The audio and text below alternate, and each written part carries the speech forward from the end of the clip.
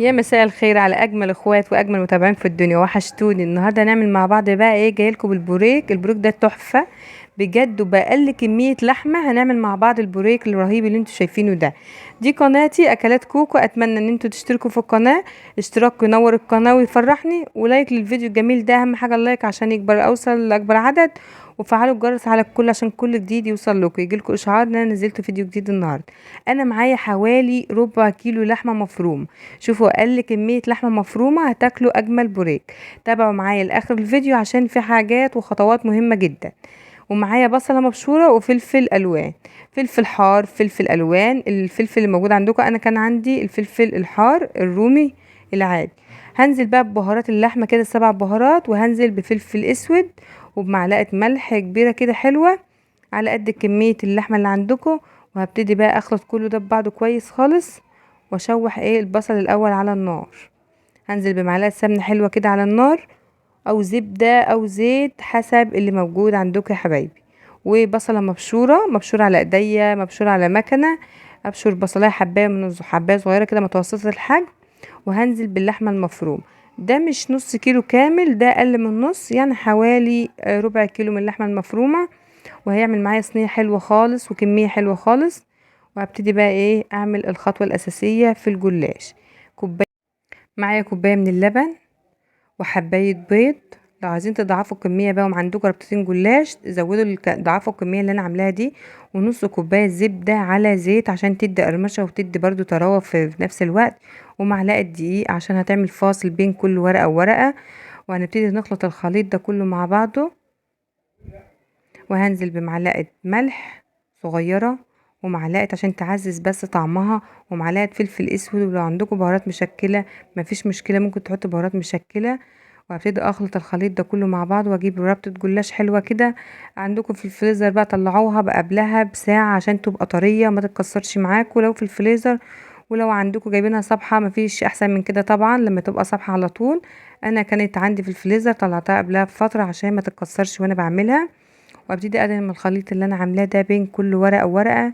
انا هعمل ادهن من الخليط ده وكل 3 ورقات، يعني انا هعمل بين كل ورقه وورقه هدهن. وهيبقى معايا 3 ورقات بس من الجلاش. عايزين تعملوا تقللوا في الكميه تبقى ورقتين. الدهان اللي معايا ده اللبن والبيض، ومش هيعجن معايا وهيطلع مقرمش من بره وطري من جوه، بجد هيطلع فظيع. وابتدي احشي باللحمه اللي معايا بقى. انا خلاص كده اخر طبقه جلاش حطيتها. عايزه تخليها ورقتين من الجلاش ماشي، 3 ورقات من الجلاش مفيش مشكله. انا عاملاهم 3 ورقات او 3 طبقات فوق بعض. وهبتدي ادهنهم كده، وابتدي احشي باللحمه اللي معايا.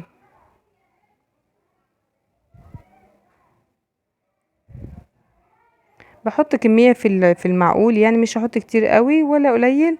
في المعقول. وابتدي الف بقى ابرمها كده برمه حلوه كده. والورقه كانت من تحت عشان اعرف ابرم معايا ورقه الجلاش او البوريك. شايفين؟ عايزين تخلوها تبقى رفيعا كده مش سميكة، خلوها ورقتين بس من الجلاش ولفوها. وانا هدهن الصينية من الخليط اللي انا عاملاه، كله من الخليط اللي انا عاملاه، مش هجيب حاجة من بره. وابتدي بقى ارص البوريك اللي انا عاملاه ده كده بطريقة سهلة جدا. عندكم لفة جلاش هتعملوا اجمل بوريك باللحمة المفرومة. بنفس الطريقة وبنفس الخطوات هنعمل كمان واحدة مع بعض عشان بس نأكد المعلومة. بين كل طبقة وطبقة هدق من الخليط اللي انا عاملاه معاكم. وما تقلقوش، ما تقولوش هيعجن، لا ده بيبقى طعم جدا ومش تقيل، وهيبقى صحي كمان. يعني مش تقولي تقيل لان دهناه بسمنه بس، لا انا دهناه بخليط من اللبن. فهيبقى خفيف صحيا وهتاكلوا منه وهتستطعميه اجمل من السمنه، بس لان السمنه تبقى تقيله قوي. دي واحده هنعملها مع بعض اهي، 3 طبقات من الجلاش. وانتوا بقى كملوا كميه لوحدكم على نفسكم كده عشان ما اطولش عليكم الفيديو. هنزل بقى بكميه اللحمه كده خلاص. لازما تسيبي الورقه من تحت عشان تعرفي تبرميها البرمه اللي انا برماها دي، وتعمليها بالطريقه دي عشان ما تعملش في ايدك او تحدثي فيها، لا كده حلو. الورقه دي احسن. انا خلصت الكميه اهي، وابتدي بقى ايه اقطعها واشربها بالكميه اللي باقيه. شايفين اللبن اللي باقي ده؟ والبيضه اللي كانت الخليط اللي احنا عملناه مع بعض.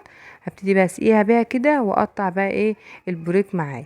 عايزين تقطعوه كبير، عايزين تقطعوه على كذا قطعه اكتر من كده مفيش مشكله. درجه حراره الفرن بقى 180 على الشبكه من تحت. اول ما يحمر معايا من تحت هبتدي اعمل الشوايه من فوق. حاجه في منتهى الجمال بجد، وكان طعمه خطير. بألف هنا وشفا يا حبايبي، ما تنسونيش في اللايك وتعليق حلو منكم كده يفرحني.